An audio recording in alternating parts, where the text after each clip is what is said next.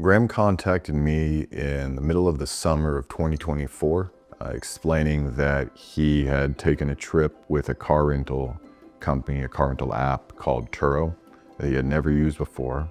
And then what happened? Less than an hour after renting it, the vehicle almost killed him. I needed to travel to California quite quickly because my brother was hospitalized. So I rented a car. There was no indication that anything was wrong until I got up to highway speeds, and then there was a beep, beep, beep. Moments later, when I was trying to get off the freeway, the hood flew back and shattered the windshield. I thought someone had hit me. I think that's a powerful story because it could happen to anyone.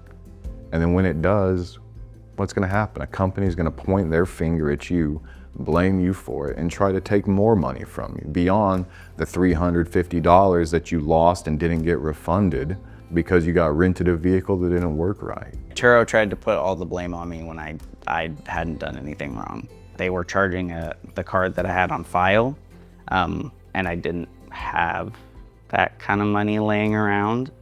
Like so many people I know, something like this will ruin my life. Like many companies, Turo's contract had a mandatory arbitration agreement in it. And what that meant is that that's no trial by jury, limited discovery, so you're not gonna get as much information about the bad faith business practices performed by Turo, performed by KC Rentals, performed by the debt collector that they sent Graham's debt to. The vast majority of arbitration clauses are enforced even in settings where they're incredibly unfair. The gist of the idea is you're supposedly reaching an agreement that if the company does something wrong, they break the law, they cheat you, they break your contract, they violate some statute, you can't go to court, you can't have a jury. Instead, you're going to have a private decision maker, and the decision maker is an arbitrator. And so you have these private judges who are mostly corporate lawyers deciding cases, and that's the end of the case. It's a fairly rigged system. Turo's arbitration provision was hidden behind buttons on a screen, 15 pages deep in a 40-page contract. It says, click this to go on our website. It doesn't say, click this and you lose all your rights. There are a couple of times when I was like, I'm just gonna pay it, take out a loan and pay it. Because I just wanted to make it stop. That's how it works usually, is people cave because they don't have the resources to stand up for themselves.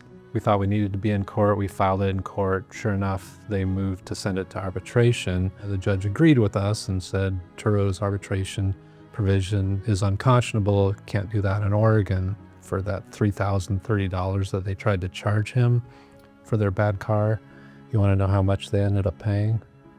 Yeah, they ended up paying $120,000. Turo has done this before, and they will do it again. Finding help changed my narrative around this. There is the possibility for justice, individual justice. Every time you push back against a company, you remind them that there's someone out there who's not gonna stand for this. There's someone out there who's not only gonna support Graham, but they're gonna support the next person, the next time a company wants to take advantage of an individual.